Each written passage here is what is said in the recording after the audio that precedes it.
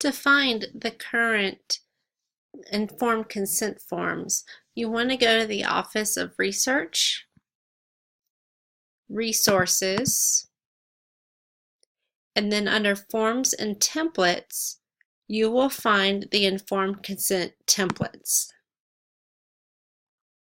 When you're drafting your consent documents, you need to follow these templates.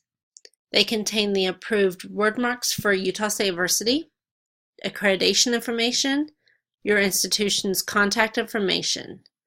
But before you submit to the IRB, you need to customize this template by adding your contact information to the footer. This is typically the mailing address, phone number, and contact information for the ASTE department. When your consent document is approved by the IRB, they will add additional information to the header, and a change protected and a PDF version will be available for you to download in your Protus electronic file. Many a times that file is what is then uploaded to Qualtrics if you are administering an online survey, or printed if you were going to do face-to-face interviews or focus groups. These templates include the minimum necessary information for you to receive consent. You will need to modify these templates to fit the needs of your study and population. These templates were updated in January 2019, so no old templates will be accepted after that date. Your informed consent template is basically used for any type of consent process if they were adults and not from any populations that might be of concern. A letter of information template is different. Many a times this is when you're requesting a waiver to document informed consent. I use many a times letters of information for my online surveys for populations that are adults 18 years old and older. You'll have the letter of information embedded, and you'll ask a question: is they've read the information and they agree to participate, or they opt out to not participate in the study, and that will record the answer choice so that you can see that they've read the information, but you don't actually need to have a signed consent form. What an consent form is going to be different for parents. So when you are wanting to get a parent or guardian's consent to have a child participate in research, you need to use a different consent form. This form has not only the consent information for the parent, it also has an assent form.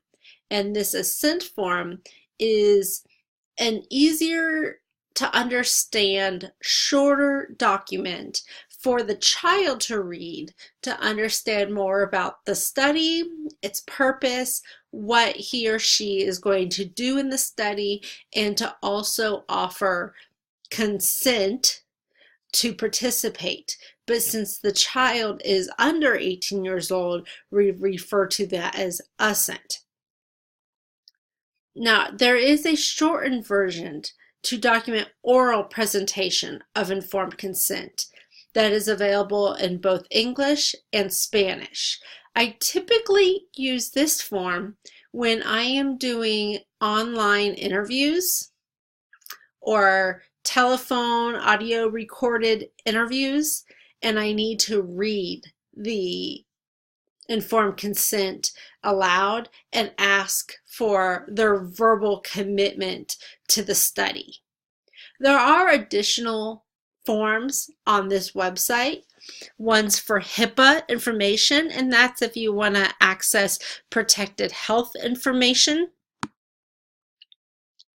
And then, of course, the instructions for how to embed the consent and letters of information into Qualtrics so that it can be the first page at the beginning of your survey.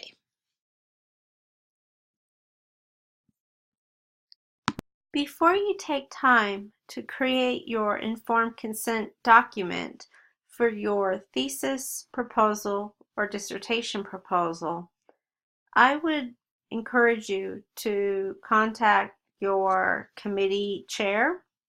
Some committee chairs will wait for you to do this until after the defense.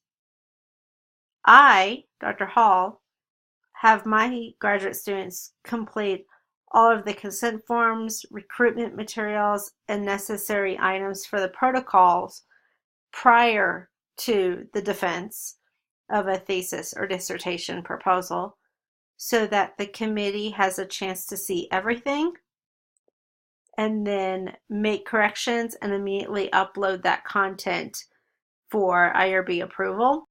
These documents can be very hard to understand because of the legal verbiage used, and I encourage you to just have a meeting with your committee chair to understand what you need to have done and whether you will take the lead on creating the template or whether your chair will take the lead in creating it and sharing it with you. If you have any questions or comments about consent templates, please contact me at kelsey.hall@usu.edu. Thank you.